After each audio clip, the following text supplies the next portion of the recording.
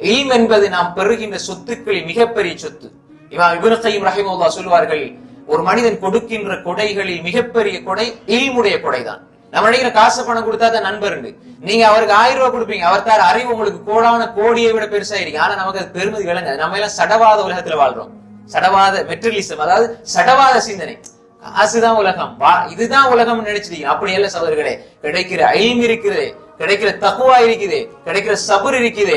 அதை ஊட்டுகின்ற ஒரு நண்பன் கிடைத்தால் நீங்க அவருக்கு கோடி கொடுத்தாலும் அது அவர் தார ஒன்றுக்கு ஈடாகாது. நம்ம நினைச்சுக்கொள்ளும் சில நேரம், மாஷா அல்லாஹ் நான் அப்படி செய்றேன் அப்படி செய்றேன். அப்படி அல்ல சகோதரிகளே. நாம் நல்லவர்களோடு, நெருக்கமானவர்களோடு, அல்லாஹ்வின் பக்கம் நம்மளை நெருக்கக்கூடிய, அல்லாஹ்வின் பக்கம் நெருங்கி இருக்கக்கூடிய அறிஞர்களோட தொடர்பு ஏற்படுவது என்பது அல்லாஹ்வை நோக்கி நாம் செல்லுகின்ற ஒரு வழியாக அல்லாஹ் நமக்கு ஏற்படுத்தி தந்திருக்கிறான். அதை விட்டுறக்கூடாது. குறைஞ்சபட்சம் அந்த இல்முடைய சபைகளிலாவது உட்கார்ந்து நம்முடைய தொடர்புகளை